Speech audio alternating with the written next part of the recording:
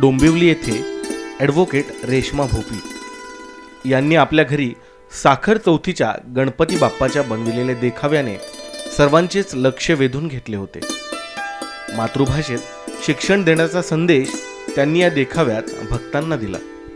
माझ्याकडे आज साखर चौथी निमित्त गणपतीचं आगमन झालेलं आहे। दरवर्षीप्रमाणे मी यावर्षी ही संकल्पना राबवलेली आहे की आज एकीकडे इंग्रजी माध्यमांकडे लोकांचं जे इंग्रजी माध्यमांकडे वळण्याचं जे लोकांचं प्रमाण आहे आणि त्याच्यामुळे एखाद्या सर्वसामान्य घरामध्ये त्याचा जो फीजचा किंवा त्या मुलाच्या शिक्षणाचा जो भार पडत आहे त्यांच्या व्यावहारिक जीवनावर किंवा त्यांच्या आर्थिक कुवत जी आहे ती त्या कॅपॅसिटीच्या पलीकडे चाललेली आहे।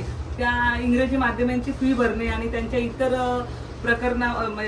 प्रोजेक्टसाठी जो खर्च होतो तो अफाट आहे आणि मराठी माध्यमामधनं जे शिक्षण झालेले मुलांमध्ये क्वालिटी आहे आणि ते मराठी मीडियममध्ये जाऊ किंवा इंग्लिश मीडियममध्ये जाऊ ते त्यातनं निघणारच आणि त्यांना जो हिरा आहे तो चमकणारच आहे। मग मी ही संकल्पना राबवली आहे की ज्या गावोगावी आपल्या झेडपी स्कूल आहेत त्याच्यामध्ये मुलांनी शिक्षण घेऊन आज महाराज जर आपण बघायचं झालं तर तुमच्याकडचेच शिशवे साहेब कुठे गेले तेही झेडपीमधनं शिक्षण घेतलेले आहेत। आम्हीही मराठी माध्यममधनं एक शिरडोनच्या जिल्हा परिषद शाळेमधनं शिक्षण घेतले।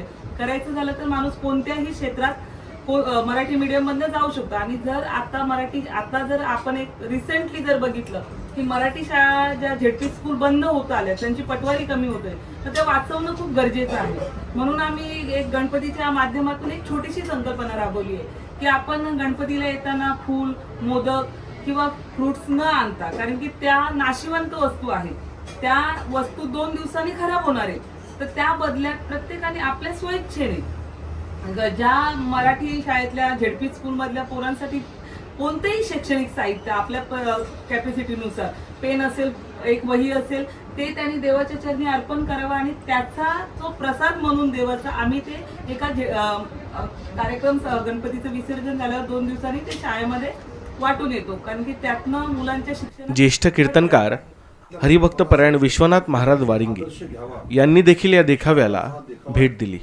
एका बाजूने मराठी शाळा बंद होत चाललेल्या आहेत, मराठी संस्कृती आता सध्या लोक जे आहेत त्याचं अनुकरण करत नाहीत आणि म्हणून प्रत्येक आई वडिलाला एक संदेश देणारा हा देखावा आहे। त्यांनी सांगितलं की जिल्हा परिषद शाळेमध्ये त्या शिकल्या, त्या ॲडव्होकेट झाल्या, त्याचबरोबर आमचे शिशवे साहेब जे ते सुद्धा एक मराठी शाळेमध्ये शिकून आज ते IPS आहेत। म्हणजे मराठी शाळा सुद्धा काही कमी दर्जाच्या नसतात आणि याचा एक खूप छान संदेश त्यांनी या देखाव्यातून या ठिकाणी साकारलेला आहे।